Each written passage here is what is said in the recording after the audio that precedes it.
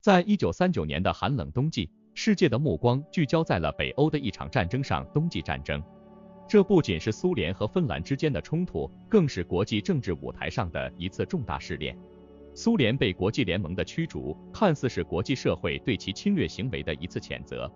但却在不经意间开启了苏联深刻的自我反省和战略转变。这个事件背后隐藏着哪些不为人知的故事？它是如何影响着苏联乃至整个世界历史进程的？本文将带你深入了解，从一个国际孤立的瞬间到成为世界超级大国的背后，苏联是如何在挑战中寻找到自己的路，以及这一切对今天我们的启示。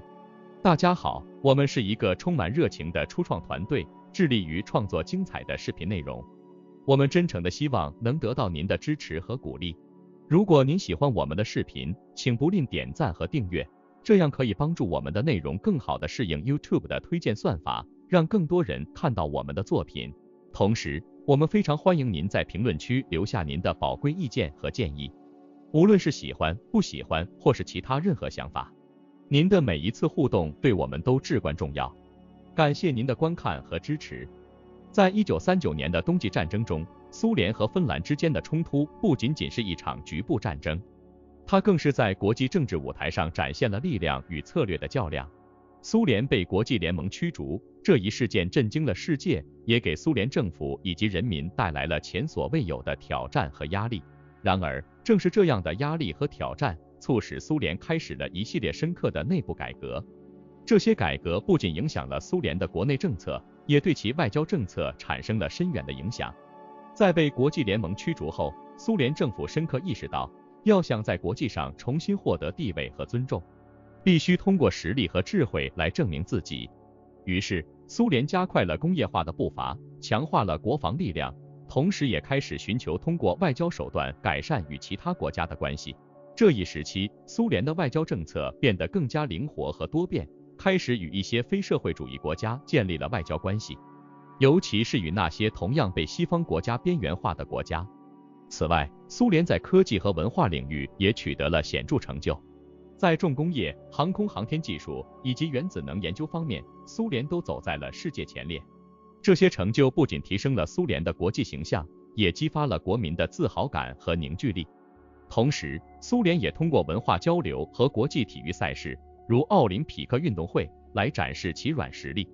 进一步改善了国际上对苏联的看法。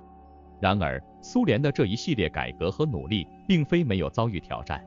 国内外的批评声音、经济困难以及政治体制内部的矛盾，都是苏联在前进道路上必须面对的问题。尤其是在经济领域，苏联的快速工业化虽然取得了一定的成就，但也带来了资源分配不均、环境污染等问题。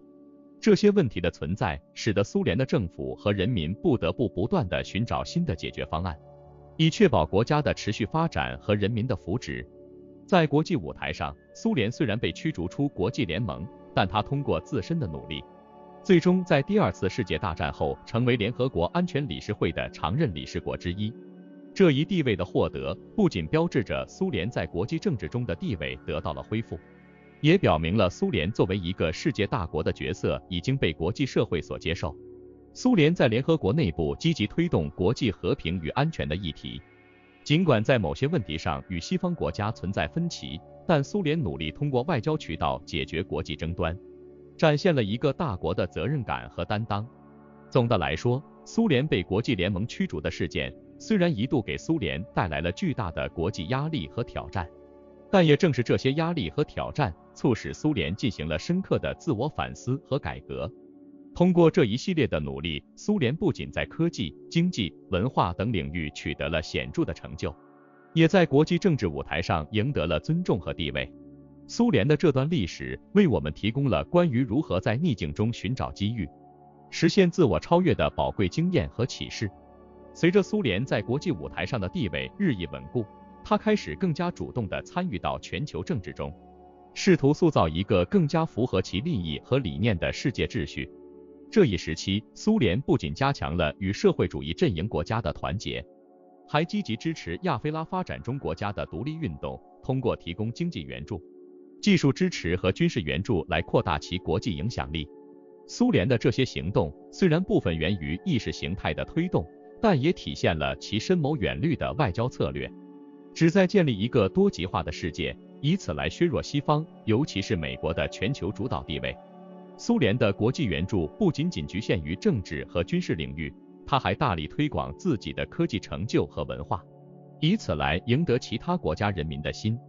苏联的文化交流项目包括艺术团体的海外访问、国际电影节的参与以及在外国设立的文化中心，都极大地提升了苏联及其文化在国际上的形象。此外，苏联的教育援助计划，特别是对发展中国家的学生提供奖学金，使得数以千计的外国学生有机会在苏联接受高等教育。这些学生回国后，成为了促进苏联与其母国关系的重要桥梁。然而，苏联在扩大其国际影响力的同时，也面临着来自西方国家的强烈反对和冷战对抗的压力。在这个充满对立和紧张的国际环境中，苏联不断寻求通过外交渠道缓和冲突，参与多项国际条约和协议的签署，如核武器不扩散条约、限制反弹道导弹系统条约等，表明了其致力于维护世界和平与安全的立场。苏联还积极参与联合国的活动，通过国际平台来推广其关于和平共处5项原则的外交政策，努力构建一个基于平等、互利和共同安全的国际关系。在国内，苏联也在不断地进行着改革和调整，以应对国际形势的变化和内部的经济社会需求。经济上，苏联试图通过改革提高生产效率和国民生活水平。虽然这些改革进展缓慢，但它们体现了苏联领导层对经济问题的关注和解决问题的意愿。在社会政策方面，苏联大力发展教育和医疗卫生系统，提高了人民的文化素质和健康水平，也增强了人民对政府的支持。尽管苏联在其存在的最后几十年里取得了一系列成就，但它也面临着诸多挑战，包括经济发展的不平衡、政治体制的僵化，以及意识形态上的对立等。这些问题最终导致了苏联在1991年的解体。苏联的解体不仅标志着冷战时代的结束，也对国际政治格局产生了深远的影响。苏联的历史经验，尤其是它在国际舞台上的行动和策略，为后来的国家提供了宝贵的教训和启示，特别是关于如何在复杂多变的国际环境中维护国家利益，以及如何通过外交手段实现和平共存和国际合作。总之，苏联的历史是充满挑战和机遇的历史，它的经验反映了一个大国在全球舞台上的角色定位和行为模式，以及在面对内外挑战时的应对策略。通过回顾苏联的历史，我们可以更深刻地理解国际关系的复杂性，以及国家之间相互作用的重要性。亲爱的朋友们，非常感谢你们一直以来的支持和鼓励。我们在 YouTube 社区发起了一个投票，希望听听你们的声音。这是一个展现我们共同价值观的绝佳机会，请来表达你的看法，让我们一起探讨和分享。你可以在视频下方的评论区找到投票的置顶链接，期待你的参与。随着时间的推移，苏联解体后的国际舞台呈现出了新的格局和挑战。苏联的继承国家，特别是俄罗斯，继续扮演着重要的国际角色。其外交政策和国际行动仍然受到苏联时期遗产的深刻影响。在分析苏联对后冷战时期国际关系的影响时，我们不仅可以看到苏联外交政策的连续性，还可以观察到新的国际动态是如何在苏联遗产的基础上形成的。苏联在其存在期间对国际法和国际关系理论的贡献，尤其是在强调国家主权、国际法律互相尊重以及和平共处的原则方面，为国际社会提供了重要的指导原则。这些原则在苏联解体后仍然是国际关系中不可忽视的因素。苏联的科技成就，尤其是在航天领域，不仅极大推动了人类对太空的探索，也为后来的国际航天合作奠定了基础。此外，苏联在推动全球解除武装和国际安全领域的努力，